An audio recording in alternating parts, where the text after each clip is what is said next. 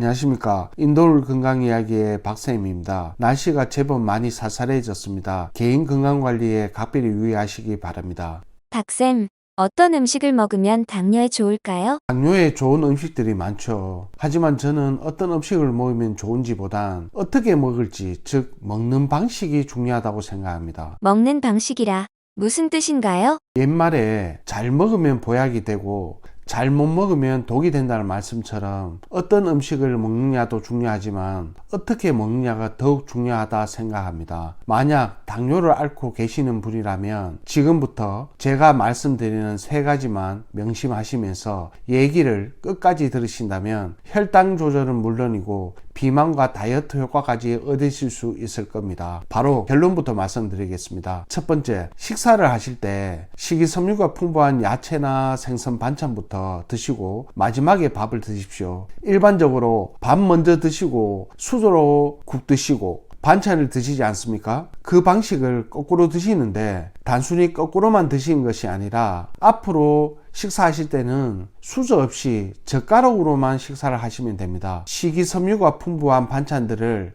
천천히 꼭꼭 씹어 이것저것 먼저 드시고 국을 수저 없이 젓가락만을 사용해서 드시면서 나트륨 섭취를 줄이신 후 밥을 드시는 겁니다. 수저로 드시면 한번 드시는 양도 많아질 수 있고 자연스레 국물 섭취도 늘어날 수 있기에 식사하실 때는 수저 없이 젓가락으로 식사를 하시면 혈당 조절에 도움이 될 것입니다. 국물을 먹지 않으면 입이 말라서 드시기 불편하지 않을까요? 당뇨를 앓고 있다면 식사 중 물 섭취를 자제하는 것이 좋다고 하죠. 왜냐하면 소화 기능에 영향을 주고 혈당 수치를 빨리 올릴 수 있으니까요. 다만 식도나 위장 장애가 있으시면 어쩔 수 없이 국물을 섭취하는 것도 한 방법이 되겠지만 이런 물이나 국물이 결국 침에서 나오는 아밀라제를 희석하게 되어 그 역할을 제대로 못하게 함으로 인해 전분을 분해하지 못하고 소화불량 같은 위장 장애를 일으키는 악순환을 초래할 수 있는 것입니다. 연세가 드실수록 여러 질병을 겪다가 보면 예전과는 달리 침이 잘 나오지 않아서 항상 입이 마른다고들 하시는데요. 이럴 때는 항상 입을 크게 벌리기를 몇 번 하시면 자연스레 침샘 분비를 자극하기 때문에 침이 고이게 되니 참고하시고, 이러한 이유로 음식물을 천천히 꼭꼭 씹어 보시면 그 자체에 함유하고 있는 수분과 천연 소화 효소인 아밀라제가 뒤섞여 음식을 넘기기에 좋은 상태로 만들어 주므로 입이 말라서 드시기 곤란하다는 표현은 걱정 안 하셔도 될 듯 싶네요. 실상 이렇게 드시면 천천히 소화가 되다 보니 포만감으로 먹는 양도 자연스레 조절도 되고 각각의 음식 맛을 느낄 수도 있으니 한번 경험해 보시죠. 두 번째, 복합 탄수화물 섭취를 줄이시면서 저항성 전분을 섭취하십시오. 저항성 전분이란 식이섬유가 90%가량 함유된 전분을 말하는데요. 일반적인 전분은 빠르게 당으로 분해되어 지방으로 축적이 될 수 있어 비만을 일으킬 수 있지만 식이섬유가 풍부한 저항성 전분을 섭취하게 되면 오히려 지방 분해가 촉진이 되고 혈당 스파이크를 낮춰 혈당 조절에 도움을 주며 소장에서 흡수되지 않고 결장에서 발효되어 장내 유익균들이 활성화될 수 있는 환경을 만들어줍니다. 이런 저항성 전분을 많이 함유하고 있는 식품들도 있지만 쉽게 말씀드리자면 음식을 드시기 전에 냉장고에 6시간 이상 보관 후 드시면 좋다는 겁니다. 간식으로 드시는 감자나 고구마도 조리 후 냉장 보관해 놨다가 드시면 저항성 전분의 효과를 얻으실 수 있고, 덜 익은 바나나도 좋습니다. 좀 더 구체적으로 말씀드리면 살밥만 하지 마시고 귀리나 병아리콩, 렌틸콩과 같은 콩류와 셀레늄이 풍부하고免疫을 증진해주는 카무트를 함께 넣어 밥을 지으신 후 한 끼 드실 만큼 작은 통에 퍼서 냉장고에 보관 후에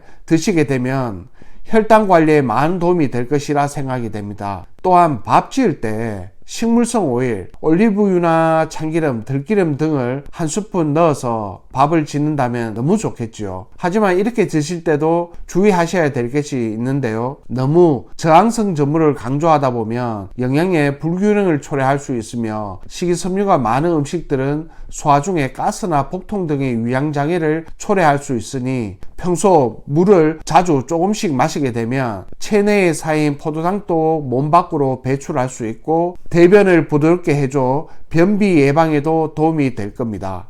그럼 나머지 한 가지는 무엇인가요? 마지막인 세 번째는 운동에 관해 말씀드리겠습니다. 앞전 방송에서도 말씀을 드렸듯이 식사 후에 바로 일어서시고 계시는지요? 몇 번 해보시면 그리 어려운 것도 아닐 겁니다. 이런 작은 습관들이 모이면 몸을 건강하게 할 수 있는 것입니다. 매일매일 꾸준하게 하신다면 웬만한 보약보다 더 효과가 좋을 것이라 생각이 됩니다. 오늘은 운동에 관한 얘기를 하고자 하는데 식후 운동은 필수가 되어야 합니다. 식후 30분 후부터 혈당이 급격하게 올라가므로 반드시 운동을 하셔야 되는데 과격하고 강렬한 운동은 체력 소모를 빠르게 해서 행여 저혈당 쇼크를 유발할 수 있으니 각별히 유의하시고 가볍게 하시는 유산소 운동이나 근력 강화 운동을 하셔야 됩니다. 여기서 가장 중요한 것은 30분에서 1시간 정도로 약간 힘들다는 느낌에 땀이 살짝 날 수 있는 정도의 운동 강도가 매우 중요합니다. 나중에 꾸준한 운동을 하셔서 체력이 향상된 후에는 저혈당 쇼크가 오지 않는 범위 안에서 운동량을 늘리시면 되지만 초창기에는 위의 말씀대로 기본을 세우고 운동을 하셔야 됩니다. 아무리 당뇨에 좋다고 하는 운동이라도 본인의 몸에 맞지 않고 무리가 된다면 그건 운동이 아니라 독이 되는 것이니까요. 항상 운동 전에는 혈당 체크는 필수이고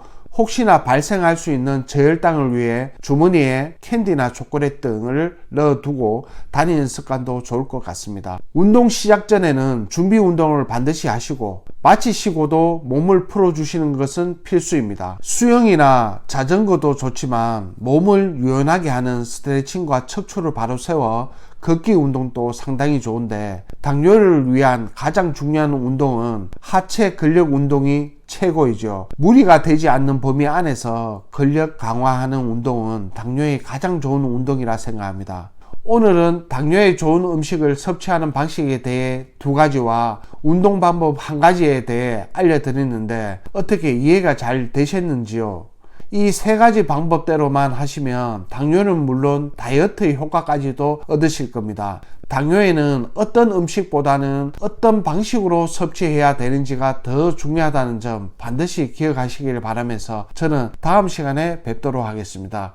모든 일이 건강해지는 그날까지 감사합니다.